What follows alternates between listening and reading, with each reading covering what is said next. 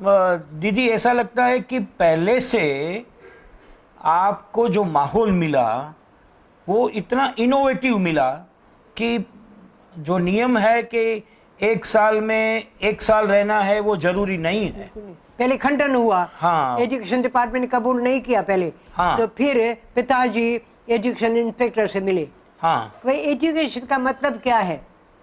नहीं वो तो ठीक है, लेकिन बाद में जब आपने स्वतंत्र काम करना शुरू कर दिया, हाँ हाँ ठीक है, तो उसके बाद आपकी शिक्षा पढ़ाने की जो स्टाइल थी वो यहाँ कैसे आई यहाँ पे?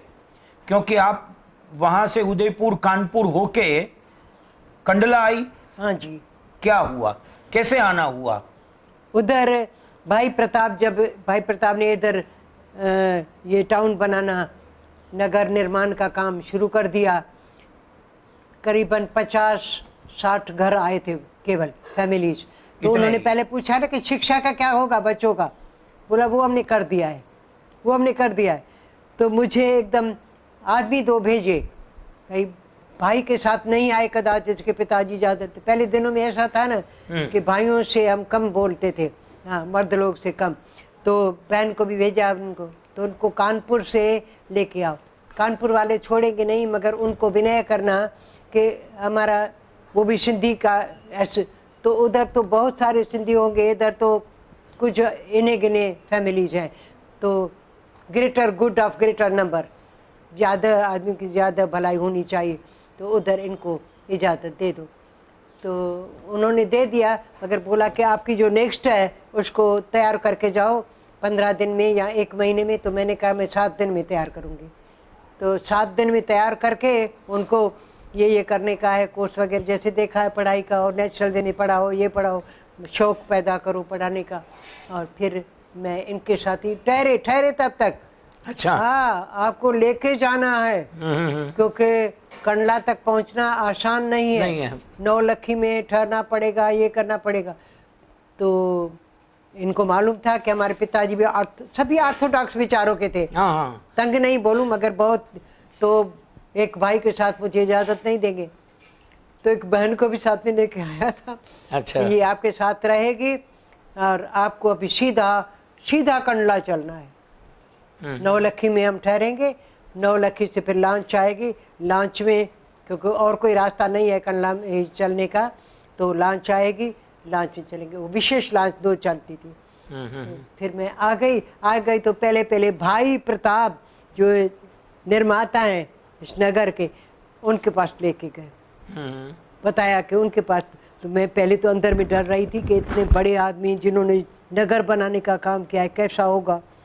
और बोलते हैं कि बहुत बड़े ऐसे उद्योगपति हैं, बहुत उनकी वर्ल्ड में उनकी कोठियाँ हैं सब, जो इतनी सारा कर रहे थे। तो मैं दिल में थोड़ा घबरा रही थी, तो मैं इतनी छोटी उनके आगे। तो जैसे ही आई सीधा उनके गेस्ट हाउस में, अब इधर है गेस्ट हाउस, उधर ले चले। भाई प्रताप से मुलाकात होगी, वो उन्होंने बुलाया, इतना प्रेम दिया कि मेरी आंखों में पानी आ गया ऐसे। हाँ, कृष्णा आ गई, दुखायल ने कभी दुखा। उन्होंने आपके लिए बताया है, आप अभी स्कूल खोलिए, आओ अभी पहले मेरे साथ नाश्ता करो। तो अपने साथ टेबल पे बिठाया भाई प्रताप ने, अपने साथ बिठाया। तो उनके पास मछली आई खाने के लिए। तो बोले कृष्णा जी आप वैष्णु हैं? मैंने कहा नहीं सर, मैं वैष्णु तो नहीं, बस गोश्त नहीं खाती हूँ, मीट नहीं खाती हूँ, मछली खाती है? कहा हाँ वो खाती हूँ, वो दरिया का फल है ना, वो खाती हूँ। तो बोला बस आपके लिए है। अपनी हाथ से वो अलग करके बिल्कुल जैसे बच्ची को खिलाते हैं ना, वैसे ये आपके लिए। इतना प्यार मिला कि मैं तो मुग्ध हो गई। मैंने कहा अब भाई प्रताप जैसे बोलेंगे वैसे मैं करूँगी।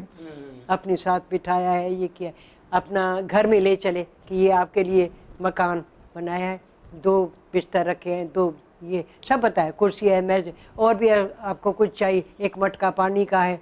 सब जो आते थे ना उसके घर में ऐसे रखा लेते थे, क्योंकि कुछ था तो नहीं था। तो एक घर बनाया, तो उसमें 2 बिस्तर वगैरह और टेबल कुर्सी मटका पानी का वगैरह रखाते थे, और किचन का थोड़ा सामान। तो मेरे यहाँ भी ऐसी सहूलियत मिली, मैं बहुत खुश हो गई। और रात को पूछने के लिए आए पड़ोस वाले, कुछ चाहिए क्या है। बड़ी संभाल हुई, बड़ी संभाल हुई।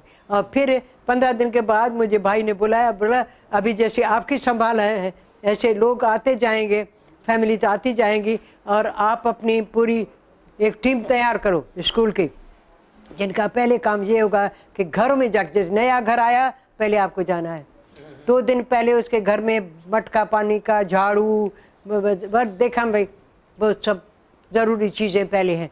तो हम 2 टीचर थी मेरे साथ, हम घरों में जाके वो बना के आते थे भाई।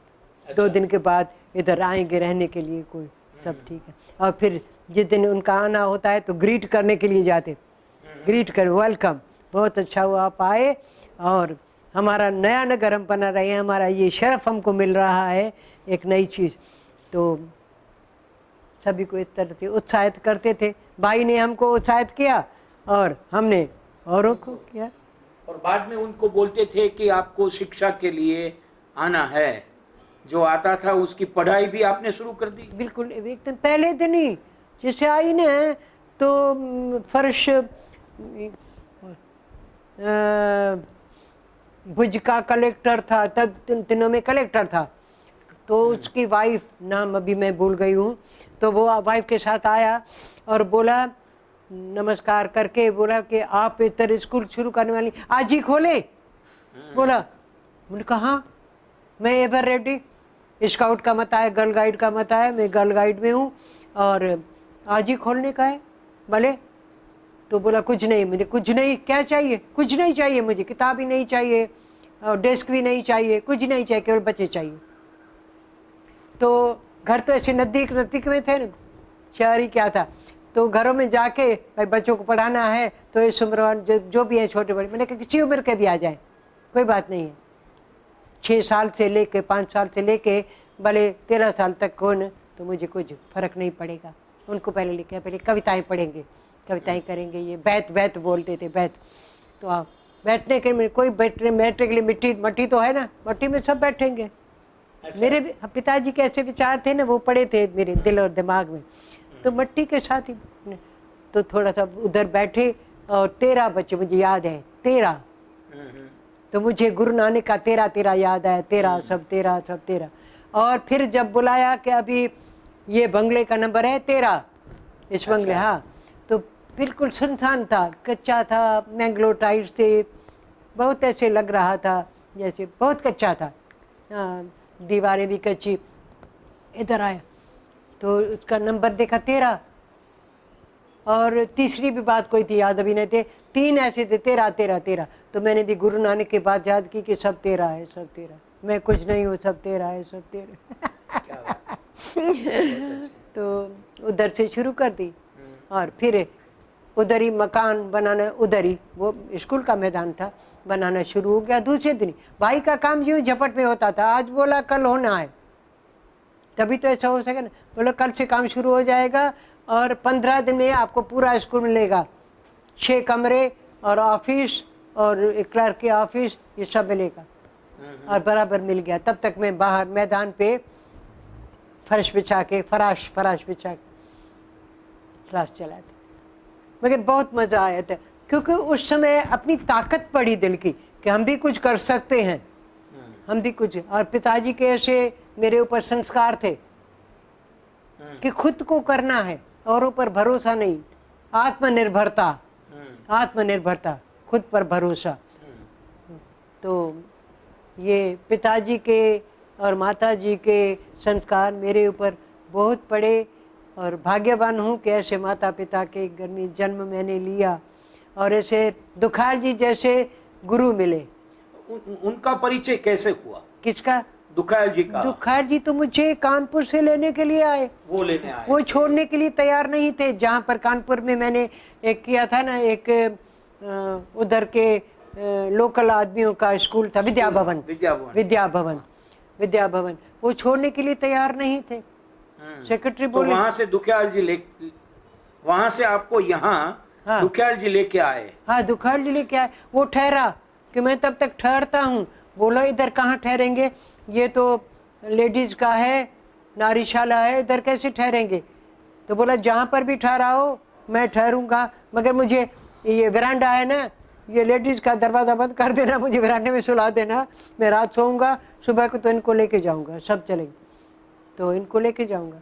तो मेरे साथ मेरे पिताजी ने अकेली छुट्टी नहीं दी थी, मेरी सहेली, मेरी घनिष्ठ सहेली, वो भी टीचर थी। तो आपके गुरु के तौर पे यहाँ आने के वक्त कवि श्री दुखियाल जी आपके साथ रहे, हाँ जी, और इंस्पायर करते रहे। बहुत उनका तो जीवन में बहुत योगदान रहा है। मेरा जीवन पिताजी और माता जी के संस्कार तो हैं, मगर दुखियाल जी के साथ बहुत बिल्कुल एकदम जैसे निष्ठा होती है ना किसके लिए, समर्पण, ऐसे ही हुआ, ऐसे ही हुआ, मन में ऐसे हो। पिताजी से मैंने फिर बात की कि पिताजी आपने इनसे मुलाकात तो करवाई, मगर मेरा तो मन कहता है कि इनके निगरानी में ही सब कुछ करूं, चाहता, क्योंकि मैं खुली दिल की शुरुआत से छुटपन से ही थी, नहीं तो बच्चे लोग और खासतौर से बहनें नहीं होती, इतना नहीं खोला। मैंने, मेरे पिताजी ही वॉज माई फ्रेंड, और बोलते थे मैं आपका फ्रेंड हूँ, जो कुछ भी बोलना है ना, जो कुछ भी बोलना है मुझे बोल देना, कभी भी शिकायत, तो मैं बताऊंगा ये this is right, this is wrong, फिर आपको जो चुनना है, ये बराबर है, ये गलत है, ये बराबर है, ये गलत है, मैं इतना बताऊंगा, फिर आपको जो भी रास्ता चुनना है। गलत रास्ता चुनोगी तो मुझे परवाह नहीं होगी, क्योंकि ठोकरे खा के सीखोगी। पिताजी की शिक्षा बहुत अच्छी थी।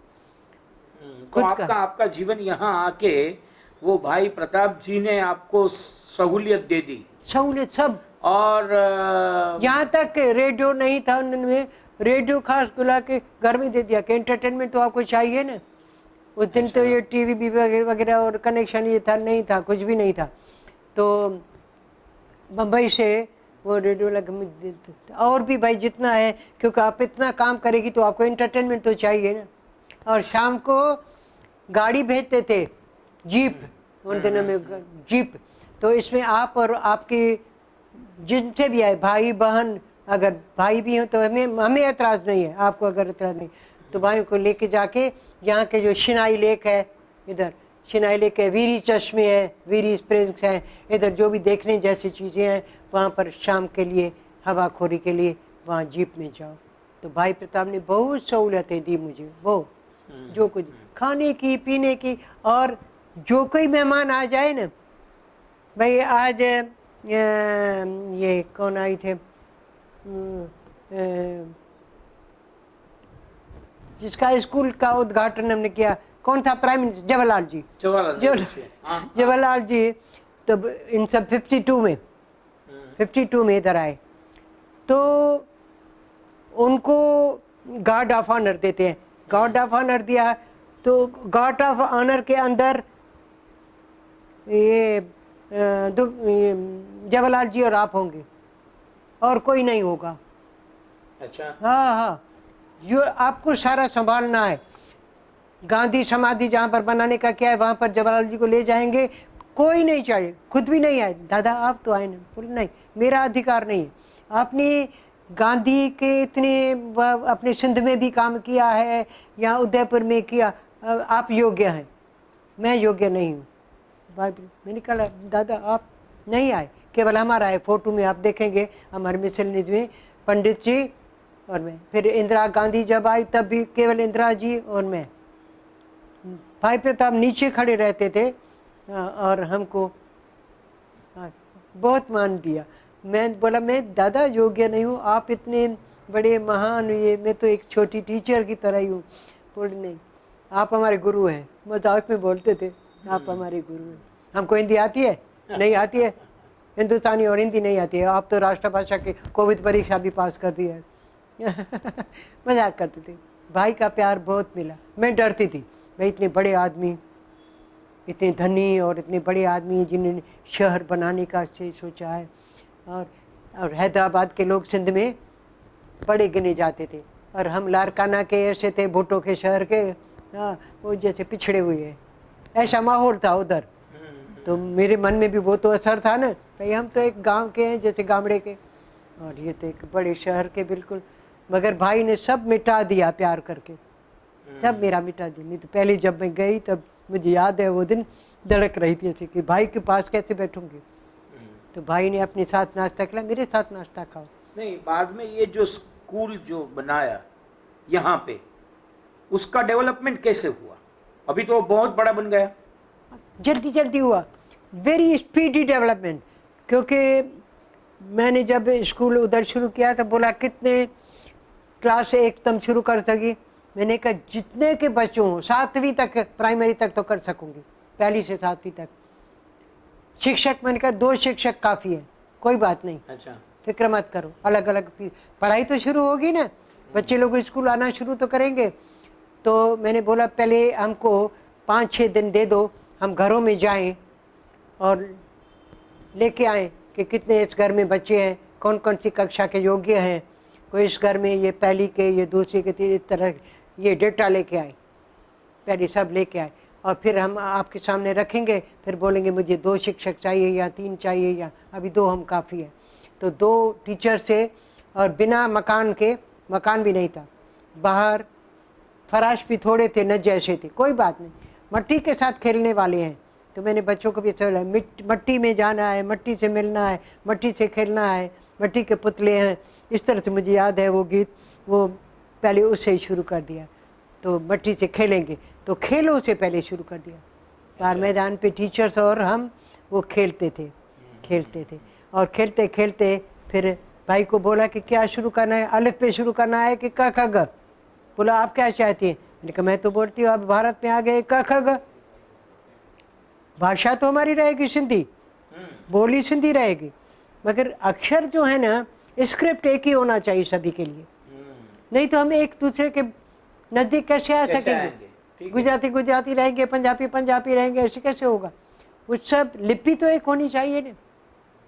तो देवनागरी लिपि में सिंधी क्लासेस शुरू की, खंडन हुआ कई सिंधियों का, हमारे यहाँ सिंधियों का, कि ये सब अपनी भाषा को भुला बैठे हैं सिंधी को, और ये हिंदी में, भाई हिंदी नहीं है, भाषा तो सिंधी है ना, लिपि तो कोई भी हो ना, किसी भी लिपि में, रोमन लिपि में हो तो भी ठीक है, कोई एक लिपि होनी चाहिए। तो एक लिपि तो हिंदी हो सकती है, क्योंकि बहुत आयत तो हिंदी भाषा भाषियों की है। हाँ, ये तो हमसे शिक्षा दुखाल जी से और उनसे मिली थी, हाँ, कि यही करने का है। ये राष्ट्रीयता की बात, आपका जब जन्म हुआ और आपके पिताजी भी ये मोमेंट में थे, तो खादी भी पहले से आपने हाँ जी, ग्रहण मैं किया था?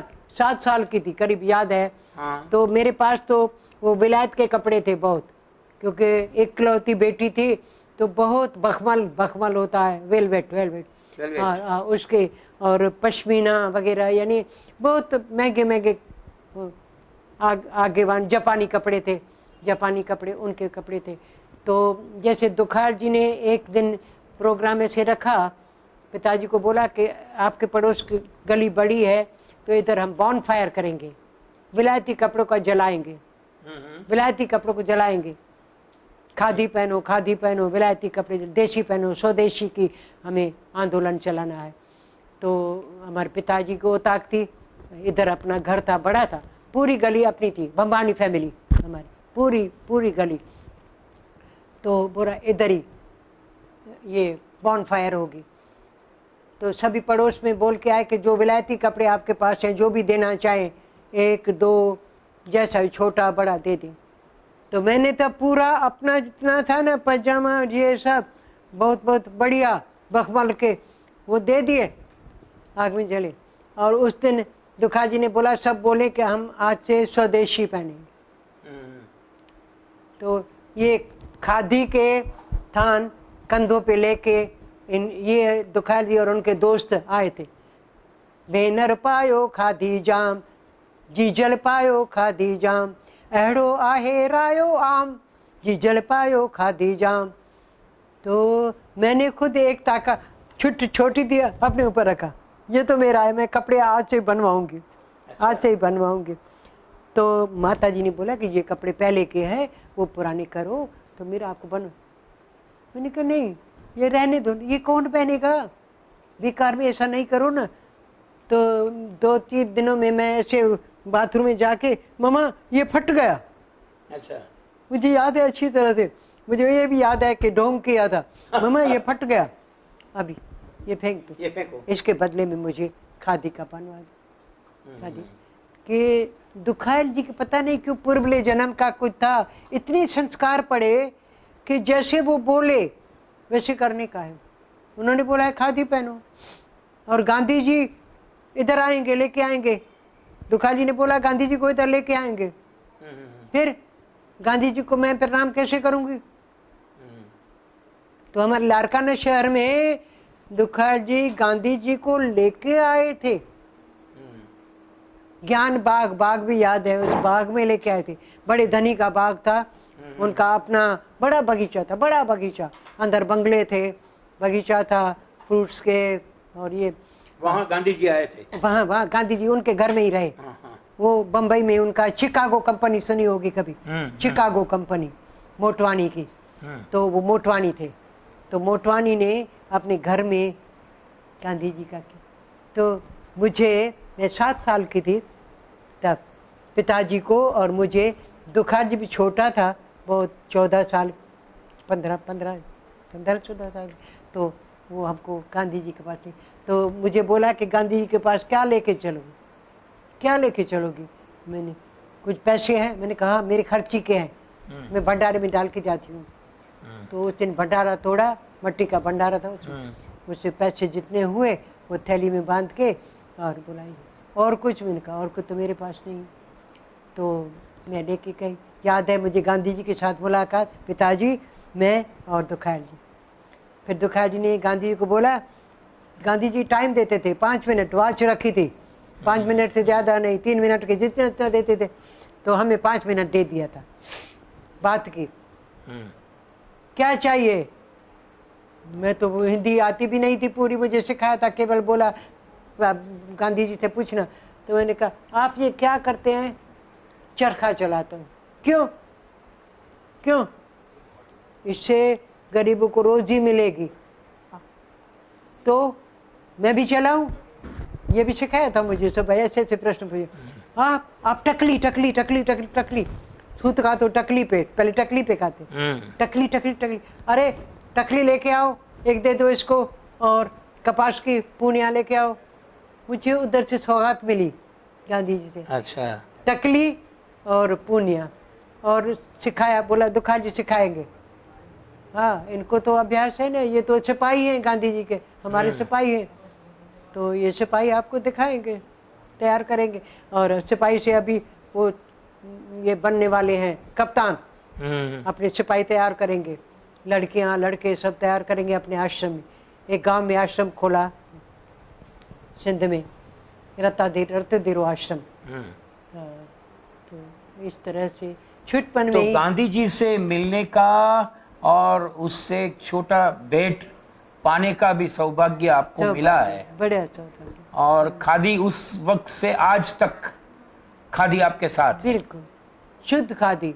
शुद्ध खादी के बगैर देसी कपड़ा भी नहीं, माने देसी माने वो मिल का बना हुआ देसी कपड़ा। विलायती तो एकदम जला दिया, विलायती कपड़े का तो बॉन फायर पर जला दिया। बहुत महंगे वेलवेट के थे, वेलवेट के थे और आगा के थे, बहुत महंगे थे कपड़े।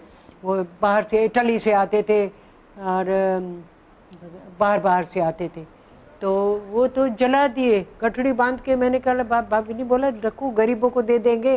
मैंने कहा गरीब क्या है पहनेंगे, इनको जला देने का, इससे जो आग, वो दुखायल जी ने सिखाया, इससे जो आग जलेगी वो पवित्र करेगी वायुमंडल को, पवित्र करेगी। बहुत छुटपन भी अच्छा गुजरा है। दीदी, आपने जो बताया कि आपने यहाँ आके पढ़ाई से पहले हर लोग के घर को ठीक ठाक करना शुरू किया, फिर उनका स्वागत किया, फिर उनको पढ़ने के लिए आमंत्रण दिया, और ये दौर आज तक चलता रहा। अभी तो आपका जो संस्थान है वो बहुत बड़ा हो गया है, तो वो कैसे आगे बढ़ा? अब कितने विद्यार्थी हैं, कितनी संस्थाएं हैं, वो आप जरा बताइए। शुरुआत हमेशा छोटी होती है, मगर अगर लगन पूर्वक काम होता है और सेवा भावना से, तो वो संस्था एकदम जल्दी जल्दी पार करके, मंजिलें पार करके आगे बढ़ती है और बहुत बड़ी हो जाती है। तो हमारी अब संस्था ये गांधीधाम मैत्री मंडल, भाई प्रताप नाम रखा था, उनका सिंध में भी चलता था, हैदराबाद सिंध में, तो वही नाम बोला अब इधर शुरू कर दो। भाई प्रताप ने मुझे बुलाया, पहले पहले जब पाँव रखा है इधर धरती पे कंडला के, तो भाई प्रताप के घर में ही सीधी गई। उन्होंने बोला था इधर लेके आना, नाश्ता साथ में खाएंगे। मैंने देखा नहीं है कृष्णा को, सुना है मगर देखा नहीं है। तो कृष्णा जी को इधर लेके आना। मैं उनके घर में गई, उनके साथ बैठी, दुखार जी भी बैठे हुए थे, ये भी, और बोला कि किस भावना से आप इधर आई है। मैंने कहा आपने बुलाया, मगर भावना तो यही है कि विद्या को आगे पढ़ना, नारी विद्या उसको, और स्कूल खोलना है, शुरू करना है। तो कब खोल रही है? मैंने कहा आप सही बोलो, अभी अगर बच्चे हों तो अभी जाके शुरू करूं। बोलो मकान, मकान की क्या ज़रूरत है? मकान भले आप कल बनाओ, परसों बनाओ, 3 महीने बाद में बनाओ, मकान की ज़रूरत नहीं। एक सिखाने वाला, एक सीखने वाला, और सिखाने वाला भी सीखने वाले के साथ ऐसे हो जाता है तो दोस्ती हो जाती है। बस मैं उससे दोस्ती जोड़ना चाहती हूँ, इस तरह से। बुलाओ, तो बोलो उनको बुलाऊं कि उनके माताओं को भी बुलाओ। मैंने कहा माता पिता जिनको बुलाना है उनको बुलाओ, मगर बच्चे मुझे दे दो, बच्चे मेरे पास भेज दो, बस वो चाहिए। और आज का दिन भी नहीं जाना चाहिए। तो बोला कुछ नहीं। मैंने कहा कुछ नहीं चाहिए, केवल बच्चे बुलाओ। तो स्कूल नगर भी पूरा नहीं बना हुआ था, कोई 50-60 को घर थे। तो छोटी स्कूल की बिल्डिंग जहाँ पर उनको बनानी थी, थोड़ी बनी हुई थी, बाहर मैदान था। तो मैंने कहा मैदान पे हम मट्टी में बैठ जाएंगे। तो कितने बच्चे आए? 13 से शुरू हाँ, किया। तो खुश हुई। 13 बच्चे हैं, 13 सब कुछ है। आज कितने बच्चे हैं? आज तो strength- लाखों हजारों की बात नहीं है, लाखों में है। आप तो कितने हमारे आदिपुर में स्कूल चलते हैं, 1 2 3 4 5 तो आदिपुर, और गांधीधाम में, लीलाशाह नगर में हमारे तो बहुत सारे स्कूल और कॉलेज है। अभी तो B Ed college, B Ed college, M Ed भी शुरू किया, एमएड भी। हाँ, तो ये तरक्की के राह पे, उन्नति के राह पे, प्रगति के पथ पर चलते चले, ये हमारा नारा है। तो जो कुछ शुरू हुआ वो आपके नेतृत्व में हुआ? नहीं, नेतृत्व में नहीं बोलूंगी। तो क्या मगर बोलेंगे? मेरे और मेरे साथी, खासतौर से बहनें ज़्यादा थी, भाई भी थे मगर बहनें ज़्यादा थी। और कभी दुखार जी के मार्गदर्शन में, मार्गदर्शन उनका, और आशीष बड़ों की, विनोबा जी के पास भी गई। हाँ बिल्कुल, उसके साथ ही उन्होंने आशीष की। और विनोबा जी को मैंने बोला आपको आना ही पड़ेगा, आपको आना ही पड़ेगा। तो बोला मुझे क्या मालूम है, उससे बोलो, जो मेरा सेक्रेटरी है उसे। तो उन्होंने बोला कि शेड्यूल में नहीं है, क्योंकि पैदल यात्रा करते हैं रोज़, तो कैसे आएगा गांधीधाम, बीच में समुद्र है, तो बेड़ी में नहीं चढ़ेंगे। तो मैं बाबा से मिली, बाबा से बोला बाबा जी नियम है ना आपका? बोला हाँ नियम है। मैंने कहा नियम तो अपवाद के साथ सिवाय नहीं होता। अपवाद प्रूफ कर साबित करता है कि ये नियम है, तो अपवाद करो, ये एक डिविएशन हो जाएगा थोड़ा उससे, कायदे से, तो एक विशेष बात होगी। शहर भी विशेष है, हम भी तो विशेष है ना, अपना देश छोड़ के आए इधर, अपना वतन छोड़ के आए इधर आज़ादी के लिए। तो बाबा जी हंसे और उसकी दाढ़ी ऐसे उड़क रही थी। बोला हाँ तुखार जी को बुलाओ। मैं तो वो जैसा कहता है मैं मानता हूँ। तो तुखार जी हंस के बोले बाबा जी आपको चलना पड़ेगा ना। बोले चलना पड़ेगा तो चलना पड़ेगा। ऐसे तय हुआ कि विनोबा जी एक रात इधर हमारे स्कूल के इसमें रहे। अच्छा, हाँ, कहाँ पर नहीं रहते थे। सुबह को पैदल यात्रा शुरू की और फिर प्रभात को पैदल यात्रा शुरू की, रात को नहीं रहते थे कहाँ पर। तो इधर रहे और फिर इधर से पैदल यात्रा गांधीधाम, फिर गांधीधाम से अंजार तक शुरू करी। इस तरह से विनोबा जी ने भी एक्सेप्शन किया। हमने बार बार एक्सेप्शन प्रूव द रूल, अरे भाई सुनिए आपके अंग्रेजी मजाक में बोल रहे थे। एक्सेप्शन प्रूव द रूल, क्योंकि एक अपवाद है ना, वो साबित करता है कि ये आपका नियम है। तो नियम को हम पक्का करना चाहते हैं, ये अपवाद है। तो चलिए, और इस तरह से बाबा जी के साथ भी बहुत बहुत नम्रता से, और अंदर में डर होता था, कितने महान पुरुष, और उससे हम बच्चे छोटे ऐसे बात करें, मगर करते थे बेधड़क, क्योंकि बाबा जी का स्वभाव ऐसा कि बच्चों के साथ बच्चों की तरह ही हो जाते थे विनोबा जी।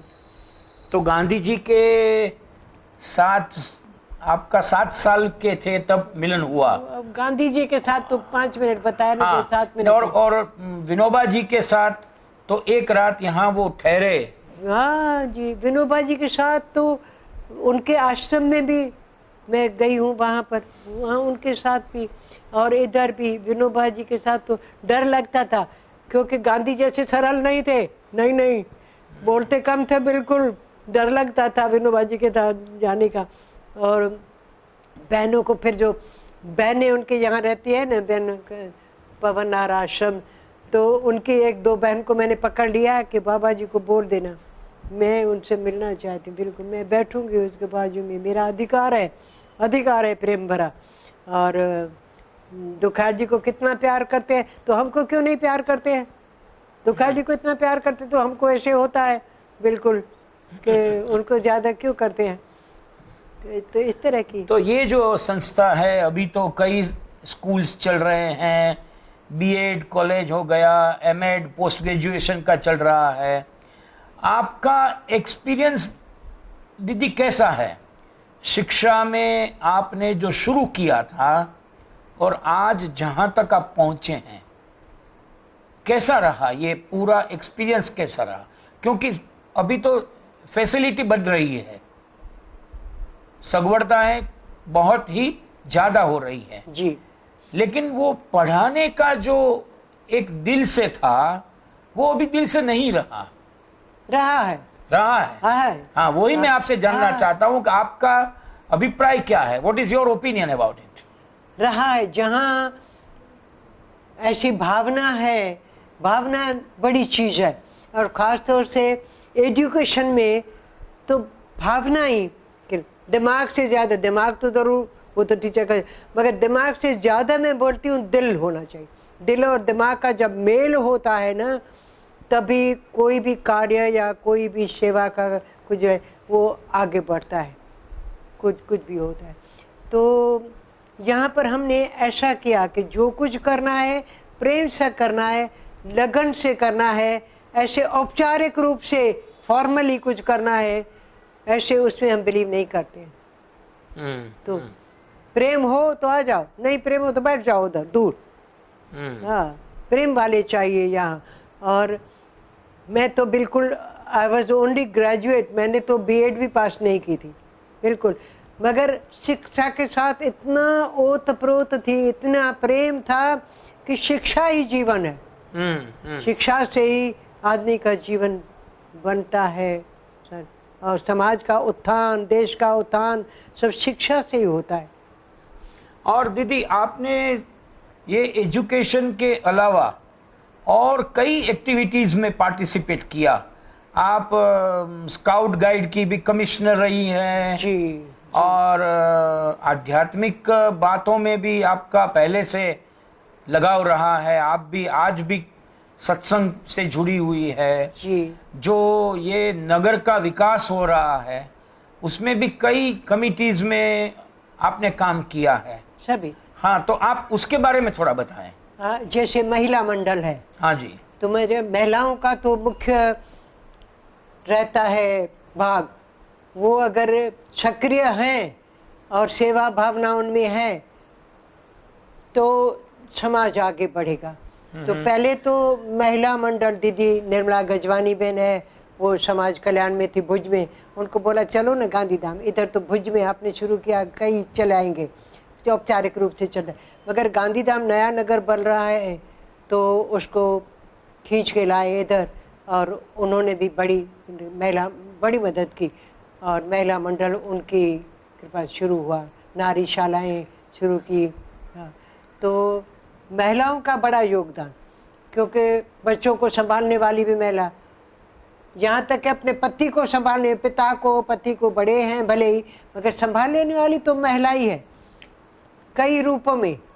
वो खाना खिलाने वाली भी बहने, और खाने का जैसा प्रभाव पड़ता है, किस भाव से कैसे बनाने में क्या भावना डाली जाती है। आमतौर से आदमी बोलते भाई पेट के पूर्ति करने, भूख को पूर्ति करने के लिए खाना नहीं, मगर खाने में अगर प्रेम है, खाने में अगर खाने वाली, पकाने वाली और खिलाने वाली प्रेम वाली है, भावना वाली है, तो वो असर खाने वालों के ऊपर पड़ता है।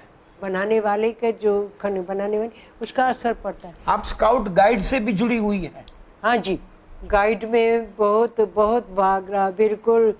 मैं तो पहाड़ों पे वो कौन थे, एक जोड़ा था, गंगा बहन क्या नाम था, और उसके पति, तो दोनों ही वो थे स्काउट और गाइड दोनों में। तो उन्होंने मुझे जैसे अपना बना लिया। हाँ, बोला दीदी आप भी हमारे साथ हैं। मैंने मैं भी आपके साथ हूँ। बोले दिल्ली तक चलेंगे? बोले जहाँ तक दिल्ली के अमेरिका तक बोलेंगे तो भी चलूँगी। दिल्ली तक तो दिल्ली तक ले चले।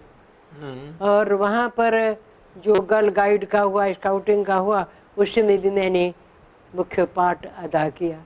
मैंने कहा पार्ट लेने का शौक़ है, होशियार हूँ या नहीं हूँ मगर शौक़ है। जहाँ जो भाई ये काम करना है, पहाड़ी पे चढ़ना है, चढ़ जाऊँगी। बोले दीदी आपकी उम्र क्या होती है? उम्र क्या होती है? मुख्य तो अपने मन की हिम्मत और मन की भावना मुख्य वो होती है। उम्र है जरूरी, मगर वो उम्र का वो पार करके जाती है। उम्र की लकीरें जो हैं, हदें हैं, हद है, लिमिट है, वो लिमिट पार करके जाती है। तो अगर मनोबल है तो मनोबल बड़ी चीज़ है। और आपके पिताजी तो संत थे, आपने बहुत छोटी उम्र में माताजी के पास से भजन वगैरह सुने हैं जी। तो अभी तक उनकी प्रवृत्ति कैसी चल रही है आपकी? अब मैं रोज सत्संग में जाती हूँ और अच्छा। वहाँ पर भजन सुनाती भी हूँ, सिखाती भी हूँ, साथ में मिलकर गाते हैं रोज, मगर आधा घंटा, क्योंकि मैं बोलती हूँ भजन का महत्व बहुत है, मगर काम का बहुत ज़्यादा है। तो सभी बहनों को बोलती हूँ कि काम करो, इधर से जाओगी घर में काम है, बच्चों का, आपके पति आएंगे, बच्चे आएंगे, सेवा करनी है, सेवा ही मुख्य है। ये जो भजन कीर्तन होते हैं वो सेवा को आगे बढ़ाने के लिए हैं, उत्साहित करने के लिए हैं, हमारे दिलों को पवित्र करने के लिए हैं, कार्य निष्ठा बढ़े, ये जरूरी है। बहनों में यही केवल भजन गीत गाना, बस गीत गा के और गीता का पाठ पढ़ा, उठो उठो उठो भजन पूरा हो गया, ये नहीं। सत्संग की माना है कि वो अपने जीवन में लाएं, जीवन में लाना, नहीं तो बाकी तो भजन कीर्तन ऐसा है। और दीदी आपके कोई और शौक, पढ़ना, गाना, संगीत, ऐसा? मेरी हॉबी? हाँ। तो हॉबी मेरी एक तो नहीं है, एक तो मुझे गला भी नहीं था गाने का।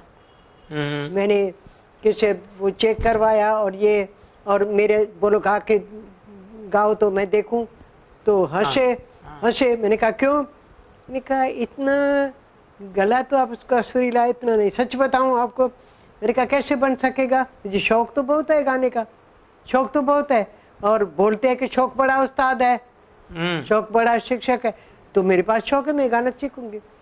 तो बोला ठीक है, किससे सीखूंगी? मैंने कहा बड़े शिक्षक से नहीं सीखूंगी, वो मेरे से नाराज हो गए कि ये क्या करती। मेरी सहेली है, वो गाती है भजन कीर्तन वगैरह, तो उसके साथ में बैठ के सोते बैठते उनके साथ, तो उनको मैं गुरु बना लेती हूँ, साथी गुरु जो भी बोलो। तो उनका नाम भी था कृष्णा, मेरा नाम भी कृष्णा। मैंने कहा छोटी कृष्णा, वो मेरे से छोटी है 7 साल। तो कृष्णा मुझे सिखाओगी? मैंने कहा आप सिखाऊं, आपको सिखाऊं? मैंने कहा हाँ मुझे, आपको गाना आता है, मुझे सिखाओ।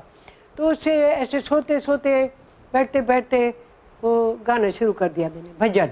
अच्छा। भजन से और आ जाता है। अभी तो बड़े सत्संग वगैरह होते हैं, कहाँ पर बोलेंगे कि भजन सुनाओ, मीरा का भजन सुनाओ, किसी और का, दादा का भजन सुनाओ हिंदी में, तो बेधड़क गा लेती हूँ, गा लेती हूँ, हिचक अच्छा। नहीं होती है। हाँ, जैसे बड़े गायक होते हैं ना वैसे ही गा, अपने को ऐसे समझती हूँ, परंतु शौक है। तो एक मैंने अपने बच्चों को, स्टूडेंट को बताया कि शौक बड़ा उस्ताद है। मैं अपने जीवन से बताती हूँ, जीवन के अनुभव, शौक है तो कैसी भी कठिन बात होगी ना वो आ जाएगी, सरल बन जाएगी, सरल बन। और दूसरा हॉबी क्या है? एक तो गाना है, हाँ दूसरा पढ़ने का शौक है क्या? हाँ जी, पढ़ने का भी बहुत शौक है, मगर पढ़ती कम हूँ। क्यों? क्यों? कि सोचती हूँ कि आई साइड पे स्ट्रेन न पड़े। आई साइड के स्ट्रेन पड़ेगा तो उम्र से पहले ही वो आई साइट कम हो जाएगी, फिर तो पढ़ भी नहीं सकूंगी। तो इसलिए उस आई साइट को बचाने के लिए मैं पढ़ती कम हूँ, बहुत थोड़ा पढ़ूंगी ना। अभी किताब लेगी, अभी मेरे यहाँ रखे हैं किताब, पुस्तक रखे हैं, गीता पढ़ूंगी, पढ़ के 2 पंक्तियाँ फिर आंखें मूंद के बैठ जाऊंगी, उसका मनन कर, देखूं क्या पढ़ा और आगे चल के देखूं इसका विश्लेषण कैसे होता है। वो सोचती ज़्यादा हूँ, पढ़ती कम। अच्छा। पढ़ती कम। और जो सहेलियां वगैरह भी आएगी ना तो उसके साथ वार्तालाप भी इन बातों पे, दीदी क्या कर रही थी, मैंने कहा ये पढ़ा था और से ये पंक्ति, ये विचारधारा निकली, इसमें आपका क्या विचार है, आपने कितना अभ्यास किया, तो उसके बारे में ही बातचीत वार्तालाप वगैरह होता है। और शाम को सत्संग वाली बहनें बैठती हैं रोज आधा घंटा। हाँ, तो रोज, तो उसके साथ भी वार्तालाप होता है। माने वातावरण को, वायुमंडल पवित्र हो, ये हमारा ध्येय है। वायुमंडल पवित्र है तो जो भी उसमें बैठेगा उसका असर वायुमंडल का उसके ऊपर पड़ेगा। जो भी वैसे कोई शरारती हो ना, वो भी अच्छे वायुमंडल में आ जाएगा तो उसके ऊपर, मन के ऊपर भी कुछ होगा, वो धुलाई होगी, साफ होगा, साबुन का काम करता है। ये जो अच्छे भजन वगैरह हैं ये साबुन का काम करते हैं। अभी 90 साल हो गए हैं आपको जी, 90 इयर्स हो गए हैं। हाँ 90 ईयर्स हो गए हैं। आपको मालूम है? हाँ जी। कैसे हो गए क्योंकि बताओ? सेलिब्रेट किया था, उसका सेलिब्रेशन हुआ था यहाँ पे। अच्छा, हाँ, मुझे मालूम और आपके बोला के बैठी हूँ। नहीं मुझे मालूम है। एक अच्छा सा फोटो भी हमारे साथ है, वहाँ भी 1 2 3 पीढ़ी है। हाँ, आपकी टीचर है और आप जिनके मेरी टीचर हैं टीचर है, हाँ। वो भी यहाँ पे मौजूद है। और एक सुवीनियर बार हुआ था, वो मैंने पढ़ा है। अच्छा, हाँ, वो 2011 में हुआ था, हाँ, पिछले साल। तो मैं ये कहना चाहता हूँ कि ये 90 साल की आपकी यात्रा है, उनका आप कैसे मूल्यांकन करेंगे? क्या हुआ और क्या ना हुआ? कुछ रह गया है बाकी? बहुत कुछ रह गया है, बहुत करने को बाकी है, बहुत करने को बाकी है, ये इच्छा रहती है। और जल्दबाजी भी नहीं करती हूँ, क्योंकि सिंधी में कहावत है, तकड़ कम शैतान जो, हाँ, डोंट बी हेस्टी। तो हेस्टी नहीं बनती हूँ, हेस्ट नहीं, haste is waste, haste is waste. मगर चुस्त बनना चाहती हूँ भाई, जितना आगे, उम्र थोड़ी है, काम बहुत बड़ा है। Art is long and the time is short, जिंदगी थोड़ी है, फिर काम करने को बहुत है। अभी क्या करने का है? आप क्या करना चाहती है? मैं ऐसा चाहती हूँ कि वायुमंडल जो है वो बहुत उत्साहजनक, पवित्र, सेवा भावी ऐसे वायुमंडल बने। वायुमंडल का असर बहुत होता है, बहुत होता है। तो वायुमंडल को बनाने के लिए जो कुछ भी मेरे और मेरे सहेलियों का, मेरे साथियों का, मेरे परिवार का, मेरे स्टूडेंट्स का जितना भी योगदान हो उतना अच्छा। तो ये मेरी इच्छा रहती है। तो जो भी मेरे संपर्क में आती हूँ तो हंस के जोक्स तो मारती हूँ, जोक्स, हाँ, और हंसने की बातें करती हूँ। सभी को हंसना प्यार बहुत अच्छा लगता है, मुझे भी लगता है कि हंसने से ब्लड भी बढ़ती है, खून भी बढ़ता है और जान में जान आ जाती है, जान में ताज़गी आ जाती है। और ताज़गी आगे बढ़ने के लिए प्रेरित करती है, प्रेरित करती है। सुस्ती को तिलांजलि हो जाती है, तो सुस्ती भाग जाती है, नहीं ठहरेगी। जहाँ पर शौक है, चाह है, तो वहाँ पर सुस्ती नहीं ठहरेगी, भाग के चली जाएगी। तो यही मेरी प्रेरणा रहती है। अभी इंस्टीट्यूट में और कुछ करना है? अभी संस्थाएं कोई विकास करे, उनके लिए कोई योजना है अभी मन में? मैं कोई योजना नहीं बना, सहज में, सहज मिले वो दूध बराबर, मांग लिया वो पानी, छीन लिया वो रत बराबर, ये संतों की बानी। बोलते सहज में जो बन जाए, सहज में मिल गया, ये अपना स्कूल मिल गया, इतने स्कूल मिल गए, कॉलेज मिल गया। अभी मुझे वो जो कॉलेज बोर्ड है उसकी भी सक्रिय मेंबर हूँ, कारोबारी की, और उसकी जो प्रेरणादायक है उनकी प्रेसिडेंट, उनके साथ बड़ी दोस्ती है। वो ऐसे मानती है कि कृष्णा और अंजना हजारी, प्रदास तोलानी की बेटी है। हाँ।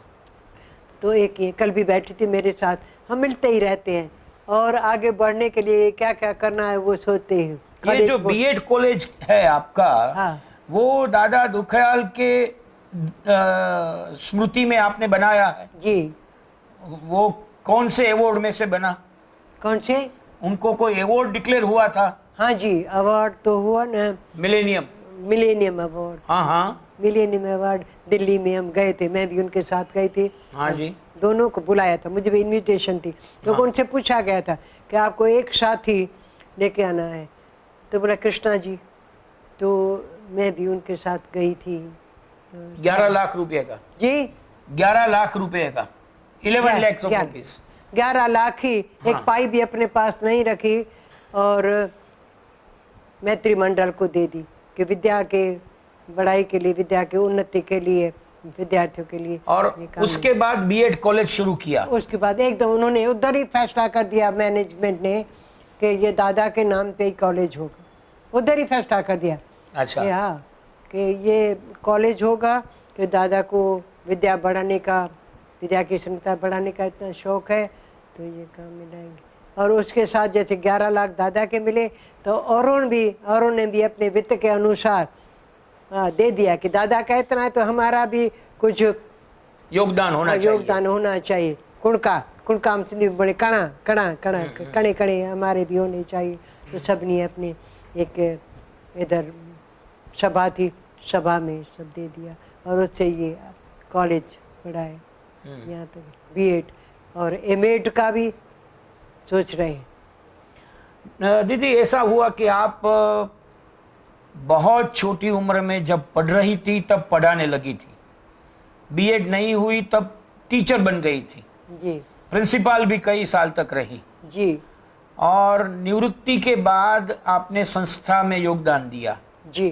तो इतना लंबा कार्यकाल पूरा होने के बाद आज 90 साल की उम्र में आपका दिनचर्या क्या है? क्या करते हैं? सुबह से लेके शाम तक बिजी रहते हैं? क्या करते हैं सारा दिन?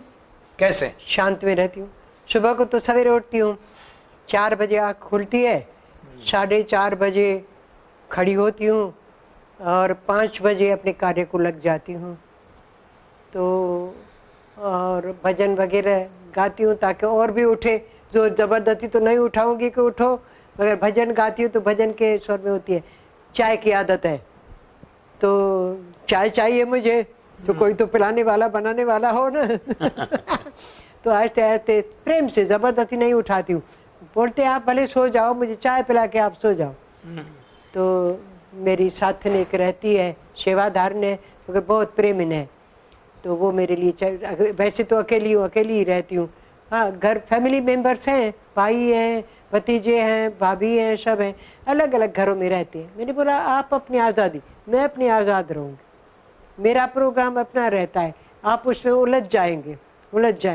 तो इसलिए आप आते जाते हैं, जब ज़रूरत भगवान न बीमार करे, बीमार पड़ने की ऐसी है कि नहीं पढ़ना है, ये मेरा मन से ऐसा है कि बीमार नहीं पड़ना है, चलना है, थोड़ा कभी कम कभी आगे कभी पीछे, मगर चलना है। तो वो कभी कभी आते हैं। और पूरा दिन ऐसे। सुबह को बोला कि चाय की आदत है, चाय मिलती है तो एकदम ऐसे चुस्त हो जाती हूँ कि बस 10 साल पहले 80 साल की तो ऐसे बोलो कि मैं 70 साल की हूँ।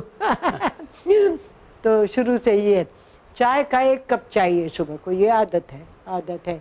और बाबा जी मेरे पिताजी को भी थी, वो बोलते थे ये चाय नहीं है, टी नहीं है, तो ये एक गर्म पानी है जो रगों में गर्मी लाता है, दौड़ता है। चुस्त बनाता है। हाँ।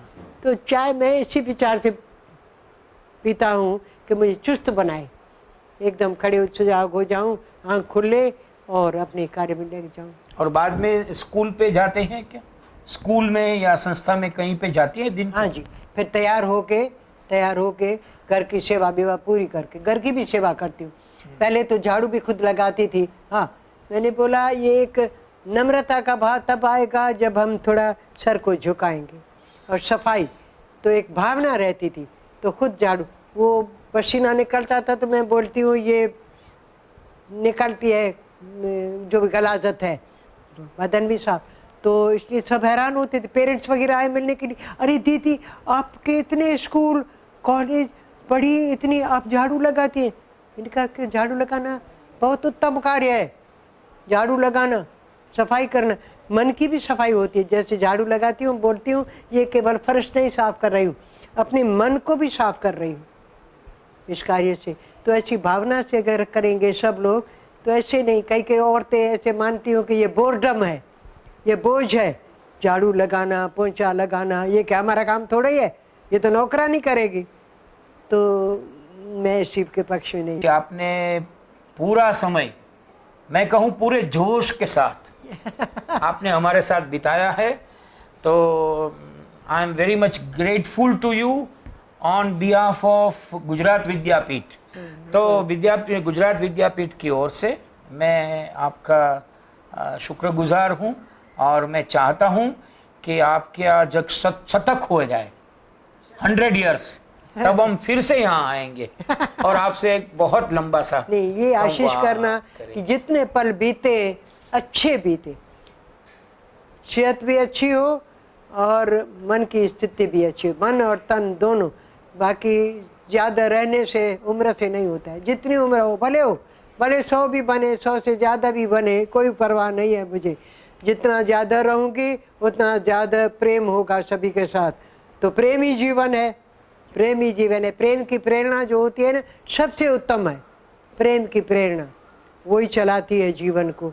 और अभी भी मेरा शरीर इतना नहीं है, इतना सबल नहीं है, मगर मेरा मन बहुत सबल है। ऐसे बोलती हूँ, ऐसे बनती हूँ जैसे कोई 15-20 वर्ष की जवान हूँ।